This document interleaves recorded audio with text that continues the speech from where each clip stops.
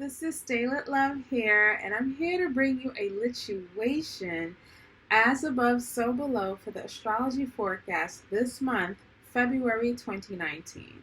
So, February, we start off with a new moon on the 4th in the sign of Aquarius. Aquarius is a very innovative, future oriented sign that is really about progressiveness and pretty much being your authentic self.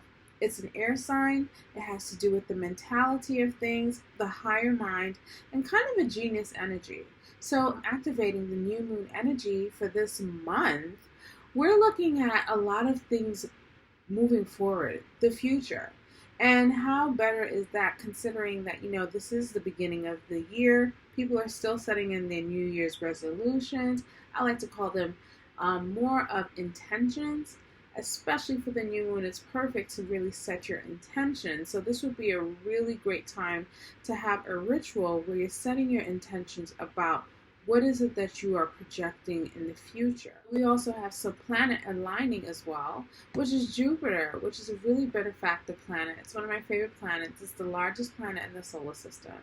And Jupiter is a fire sign. Its rule is fire energy. It's ruled by Sagittarius. Well, it rules over Sagittarius. And so when you have an air and a fire sign, they're very complementary.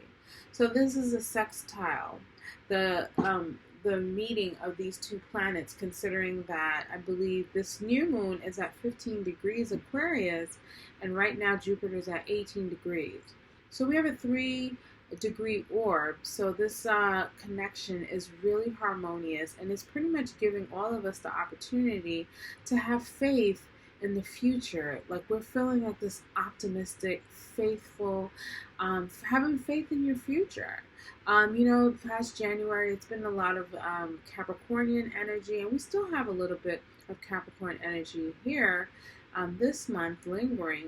But with this new moon, it's just bringing like this lightness to the energy, to our emotions, to our instinctual awareness, which is how we feel.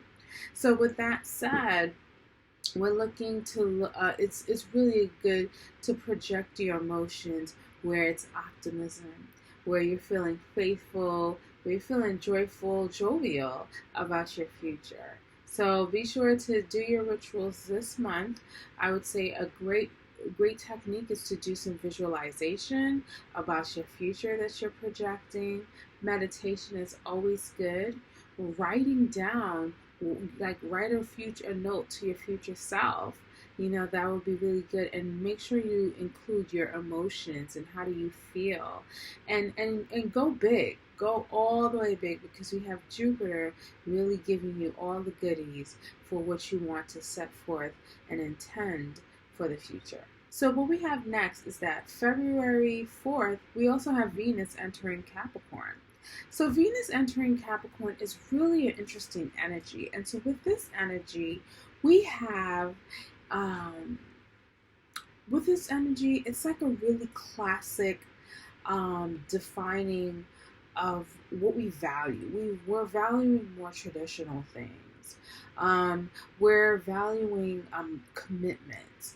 Venus rules our relationship. Venus also rules women. Venus also rules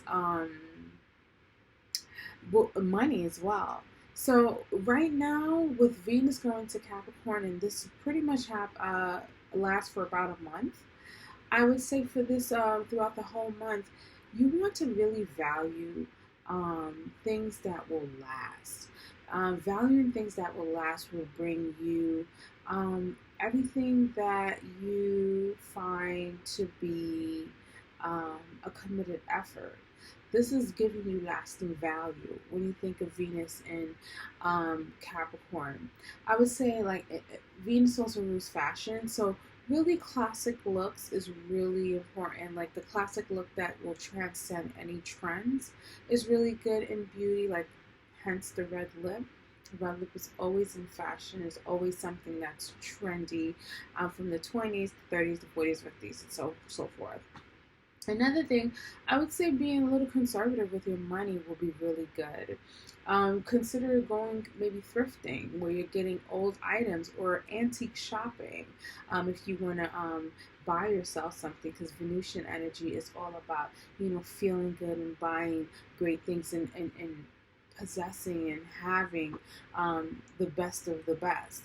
So when you're shopping and you're going out, say you're buying stuff for your home, it'd probably be a good idea you to go to like a antique shop. You'll probably find something really quite valuable. Again, saving money is really a good thing. You probably will be rewarded very well. Going to the banks and figuring out how you can save money. We in the United States, we're all getting our taxes, or we're preparing to do our taxes. So if you get your check, and you should before this transit ends, it probably would be a greater idea to conserve things. And in regards to relationships, relationship energy is really something that you would want to be like. You'll probably find a lot of people committing to things that they value, relationships that they value. Taking it to the next level. Capricorn is very ambitious energy, and Venusian energy is all about love. So you probably want to take love to the next level. Anything that's dear to your heart that you value, you want to take to the next level. And in order to take it to the next level, you would have to pretty much conserve it, commit to it, and also go for it for the long run. So that's Venus and Capricorn. Next, on the 10th, we have Mercury entering Pisces. That's a beautiful energy. Mercury, we know, a lot of people know about Mercury. I would say a lot of people learn about astrology, or that's their gateway to astrology, through the Mercury retrograde. So Mercury retrogrades, it rules our mindsets, the way we think, the way we communicate, technology around us, driving. It even rules our cousins as well, our community, our close-knit community and neighborhood as well. So Mercury now going into Pisces. Pisces is a very feminine energy. It's an energy that's very nebulous, very spiritual, very abstract. So when we talk about Mercury going into Pisces, the energy is really quite, our mind is really non-linear. We're not really thinking pretty objectively or logically. Our minds, we tend to have more creative thoughts. We tend to probably get downloads from, I don't know how I figured that out, but it's like something that could be maybe from a dream. Pisces also rules the dream world as well. So you might also find that, when you wake up in the morning, you just have this wild creative idea about doing things. So I would suggest throughout this transit, it'd be a good idea to kind of have like a pen and pad, a notebook right next to your bed and your nightstand. So when you wake up, you probably would have some pretty profound dreams that will give you some great ideas as well. Another thing, like artistry must be really big. If you're an artist, this is a great time to create. You might come out with great ideas. If you're like a songwriter or a painter, because Mercury also rules our hands, you might be drawing up and writing up some really beautiful bodies of work, of artistic work, because Pisces does rule the creator, the artiste of the zodiac. So our mind is going into that place. So we're coming up with very creative ways of communicating our ideas and so forth. And our mindset is more or less, less logical, but more dreamy, more romantic. Another thing, also, romance might be a big thing. You might be professing your love, and this is perfect because this is near Valentine's Day. So Mercury in Pisces might have a lot of people really speaking from their heart, because like I said, Pisces is a very feminine energy. It is the higher altitude of Venus energy, so it's unconditional love. So people might be professing their unconditional love to each other for the Valentine's holiday, or just throughout the whole month. And I find it so beautiful. It's a very creative energy. And also, I would use this energy to meditate as well, because Pisces also rules our spiritual nature, and meditation also has to do with the mind. And so because the mind, it won't be so busy with so many things, it would be kind of on a flowy energy, meditating and pretty much releasing all that logical, all that, frantic energy and stuff that it was when it was in Aquarius. When Mercury is in Aquarius, we probably had so many ideas, just like so many genius things, and probably felt restless. Now the mind gets to relax, and so you take this time to pretty much have a meditative session, really release all your thoughts, drop your energy down to your heart, and listen. And it might be, you'll be surprised at what you'll hear. So the next day, the next transit we have is when Mars enters Taurus on the 18th of February. So Mars entering Taurus, this is kind of giving us another slowdown, a calm, because when Mars was in Aries, it was at home, and it was just like that push energy. And we probably really needed that. So, at the start of the year, with the intent of getting everything done, starting the year off right, having the courage and the energy. Now, when Mars is going into Taurus, it's like, okay, I did a lot. What's the worth? Like, is this worth my time? Is this worth, not even my time, but is this worth my energy? Mars in Taurus is really asking, is this worth my energy? Now, Taurus is ruled by Venus, so it really likes to calm itself and just eat and just enjoy the finer things in life. And so Mars, it's a very forceful, passionate kind of planet. And in Taurus, it's just the warrior in us really wants to know, is this worth all this energy? So right now we are assessing what is worth our energetic, our force, our drive to go after the things that we desire and what we find passionate, and what is it that we want to go after, and so forth. So this is the energy now. We're getting a little slowed down, and we're grounding ourselves with what is it that we're going after, and not just going, doing things and thinking later, as impulsive as Mars and Aries can be. So Mars and Taurus is really, grounding our energetic vibrations when it comes to what is it that we want to go after, our energy, our passions. It's really more sensual. We're more feeling our bodies. This will be a good time for a good massage, I would say, but it will also be a good time to kind of assess your finances, because Taurus does rule money. Like I told you, it's ruled by Venus. So maybe you want to take the time, again, another theme about finances. When in the States, we get our taxes, you probably want to assess and probably, put your energy towards that, and just check out what is it that you want to allocate money for certain things, what is worth your time.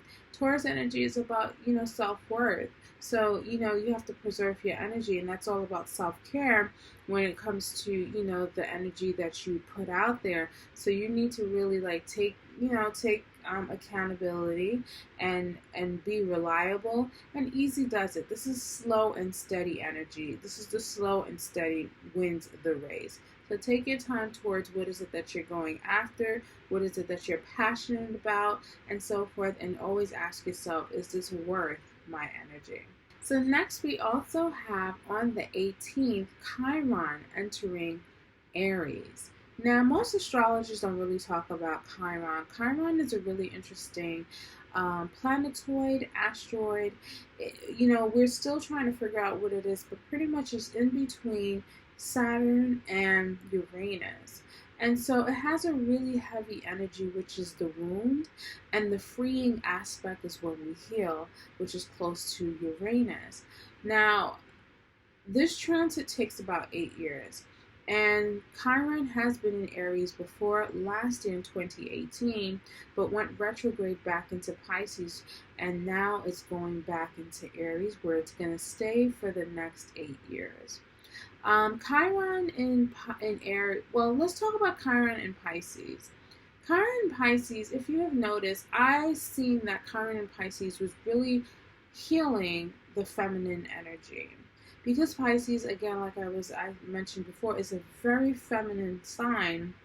It's really one that, we would see throughout this transit that self-care and self-love is something that was just a constant thing.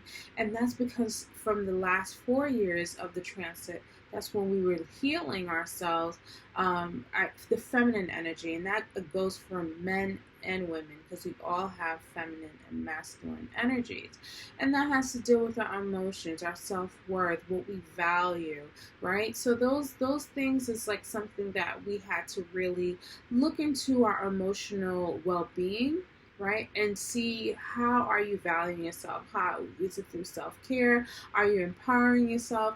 I mean, there has been so many initiatives to help women, to push women to be more empowered, to feel good, because women in this society is usually, putting all their energy outwards to everyone, caring for their families, and and what we doing our work and stuff, and we have our children, and sometimes we're the last people that we take care of. And so then we have to kind of empower ourselves, and that's that feminine energy, regarding all people, all of us, because we are so outside driven, like, work driven, and don't really take care of the emotional well-being.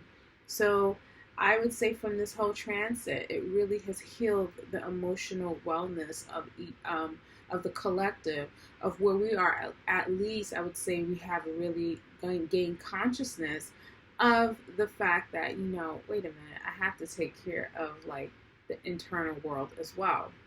So now on the 18th, with Chiron going into Aries, there's more of a masculine kind of wound that we will be seeing. So with Chiron's transit, it's called the wounded healer. It's pretty much the mythology that comes with it is that there was a medicine man who shot himself, who had a bow and arrow. He was actually a centaur, kind of like the symbol for Sagittarius, half man, half horse, or half beast. And so he was more of a medicine man, an herbalist, and so forth. And his medicine, he shot himself in the foot. So it's like it's like he has the medicine to heal, but also it poisoned him. And he was unable to like really fix himself. And so that's the energy of Chiron. It's like a part of our chart. If you would do a natal chart reading of your own personal chart, you would see where Chiron is, and that's where you kind of have your personal wound, and it's with your intention is how you can heal yourself. And sometimes that would have to be something where it has to be a community effort, or definitely one that can help you liberate yourself in a way. So now back to Chiron being in Aries. Aries is a very masculine energy. It's very, go after, it's the first of the sign. It's very powerful. It's not powerful, but more or less takes initiative, takes drive. It rules the body, it rules the head, right? And last time Chiron was in Aries, I find it really interesting, was during the Vietnam War. And this is the first time we saw like the wounded soldier. This was the first time we saw like the real repercussions of war. We saw our men coming back, and they were wounded. And Mars and Aries energy is usually known as the warrior, as the soldier. So we were seeing the wounds of that. But at this right now with this transit, I think we're seeing how the masculine energy needs to heal. And I think with last year, with the Me Too movement, we've noticed how men of power have taken advantage of, their status with, all the allegations and the rape and everything that was going on throughout the whole Me Too movement. And we're all looking like, wait a minute, this isn't right, and this is something that's been going on right now. So I think that's the beginning of seeing the wounding of the masculine energy. We also have another buzzword that's going on, which is toxic masculinity. I attest that to Chiron and Aries, and that probably was happening when Chiron is in Aries last year. So there's going to be more themes that's going to really focus on the masculine energy of maybe driving, doing things too much, being so impulsive, just like that masculine energy. It's going to be some wounding, and it's going to be a gaping wound that's going to occur for the next 4 years. And I would have to say within 4 years after that, that's when we're going to start healing that energy. So how will you start healing your masculine energy? We'll look to your chart where Chiron is. And when I go through each sign, I will tell you where this wound will be occurring, and so you can get a head start and have a real awareness of how you can begin your healing process. So the next one, on the 19th, we have a combination, the full moon in the sign of Virgo. Scorpio, hi. So on February 4th, you have the Aquarius new moon that's going to be affecting your 4th house. So there's some new innovation that's brewing up, something random. You might suddenly have to move, maybe to a bigger home. Maybe your family gets bigger where you need to get a bigger home. Aquarius energy is very random, it's innovative, it brings you a sense of liberation, it frees you from things, it's a higher mind genius kind of energy, and within the moon sign is very detached, and it has to do with our friendships, our community groups, humanitarian aspects, and so forth. And being affecting it being the new moon on the 4th, and this energy kind of goes on for the rest of the month, up until the middle, I would say. The 4th house is like you're starting something new when it comes about the home. It's a newfound feeling about your home environment. You might find some innovative ways to connect with your tribe, or you might even get a kind of bigger home that has to be quite original. And the reason why I say bigger is because this new moon has been not in conjunction, but in a opportunistic aspect to Jupiter. And Jupiter is a very abundant planet. It provides you the notion for you to grow, as it is in Sagittarius. So this connection is really bringing a newfound change that is quite positive and quite large. You may even see these new changes with your mother, as the moon rules our mothers and so forth, or maybe within your motherhood. Like I said, you might suddenly get pregnant, so look out for that. Or get someone pregnant. Now, on February 4th, the same day, we have Venus entering Capricorn. Venus is very feminine, or kind of feminine energy, as she is. And she definitely rules our relationships, what we value, self-worth, and it also rules finances. And in the sign of Capricorn, you cannot think anything but finances by stabilizing your finances. And this is activating your third house, which has to do with the conversations you're having to attract what is it that you want for the long run, and that has lasting value that this Venus and Capricorn energy alludes. So there's going to be quite valuable conversations you'll be having throughout this transit, which is lasting up to about a month. This is also a good time to use the law of attraction to speak what is it that you want. So you have to understand that the Venus sign is also ruled by the law of attraction. So what is it that you value is pretty much what you have around you. And because this is the third house, you can literally create a mantra or speak your worth and find it coming to you in a real substantial way. So be sure to say what you'd like.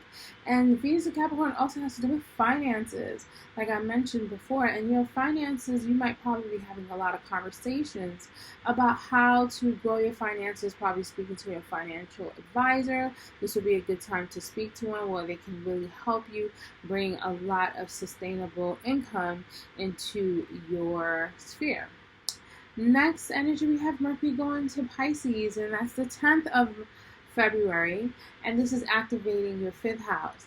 Now, Mercury, a lot of people who are introduced to astrology knows about Mercury retrograde, and Mercury is moving direct like many other planets, so right now is such a good time to initiate and start things, especially under the new moon. But back to Mercury entering Pisces. This is your 5th house. So the Mercury rules our mindset, so the way we communicate, right? And Pisces is really a nebulous, a vast, a very, I wouldn't say emotional, but spiritual and quite sensitive sign that just feels everything. And so Mercury entering Pisces in your 5th house of love, romance, and children, you might be speaking from a place of the heart right now, Scorpio. One that probably your speech might definitely have a tone of saying how you unconditionally love yourself or another person. You might be communicating creatively. You might find yourself communicating quite creatively, abstractly, maybe discussing having children or any discussion about children. And you may be discussing some of your dreams that you have. And I would advise to continue maybe discussing these dreams that you have so that they become reality, because what you speak and what you do is everything that you'll see in your reality. Always remember that. Next one, we have Mars entering Taurus. And so this is your 7th house. So Mars is our energy, our vitality, our passion. And it's entering Taurus, which is your opposite sign on the zodiac wheel, and this is the 7th house. So there might be a drive for you to initiate valuable partnerships. And the 7th house not only rules our relationships, our personal relationships, but also rules our partners. So it might a partnership, so a business partnership. So you might be really going after your partner in a way that you want to initiate something valuable. You want to make it grounded, as this is Mars in Taurus. And you might be also attracting the notion of starting a new relationship as well. So enjoy this transit, as it will last for about a month from February 14th. That same day, we have a really new cycle that's brewing and starting, which is it's just about an 8-year cycle, and that's Chiron entering Aries. Now, a lot of people have some astrology don't really look at Chiron as a planet, but I think it's really vital in recognizing this energetic vibration. Now, Chiron has to do with our wounds that we have once we came and had our soul contract. This is a wound where we said, okay, I'll take it. And that same wound is how you will heal yourself. Or better yet, heal others in humanities. Because you can't really quite heal yourself. You're kind of always being not at your best with this wound, right? It's like having a gaping wound on the side of your face. Like, you're not going to move the same way as someone whose face is perfectly fine. But I digress. Chiron in Aries is activating your 6th house. So it looks like that for this transit for the next 8 years. You're probably you will definitely probably have some pain or truly feeling the wounds that has to do with how you are working, how are you creating your daily habits, like your daily habits. Where do they derive from? Are they ones that are healthy? Are they ones that are good? This transit might also make you prone to being a little sick, because Chiron into Aries is one that is very in your sixth house has to it pretty much identifies the wounds you have with your health, lifestyle, and vocation, your day-to-day habits, and so forth. And so there's going to be some really strong themes in those areas of your life. And I'm telling you about this because I want to bring awareness, even though this transit lasts for 8 years, in knowing some of where you're feeling, why I'm always feeling like this, and especially within work and within your workspace. It's because that this is something you need to heal and let go of, and this is going to be quite transformative. So the earlier you figure this out, the earlier you will come out in the healing end of this transit. Next, you have on the 20th, you have the Sun entering Pisces. And so the Sun entering Pisces for you, Scorpio, is activating your 5th house. So now the Sun is connecting with Mercury, all the things that you've been discussing, the love of heart. Now, like I said, it's coming into a great illumination. When the Sun enters Pisces, your 5th house will be really lit, and that will be with the urge or the willpower to commit. It also will allow you to create love. You probably definitely would like to have children, or definitely I advise just consider focusing on unconditional love with the ones you love, the ones around you. And yeah, this is going to be a great transit throughout this whole month. So if you'd like a really close reading about what's going on with your personal transits, feel free to contact me at StayLitLove.com. And if you're looking to even see what's going on with your significant other, that would be pretty cool, considering that this month we're celebrating Valentine's Day. And with Valentine's Day, you want to check out your synastry with your significant other and see, do we have a chance, and more. And so if you are interested, just visit the website, StayLitLove.com. Under the reading tab, you can find all other things, peruse through the site. And I'd like to say, what did you think about this video? This is the first of many, and I'm pretty excited to join you and you guys joining me on this journey as we talk about what's going on as above, so below, and the lituation that is occurring within your life. So once again, I'd like to say thank you for tuning in. Well, if I didn't say that before, thank you. And also thank you for sharing, thank you for liking, thank you for commenting if you haven't, or I'm saying this in advance. And of course, thank you for watching. And until next time, stay lit, loves.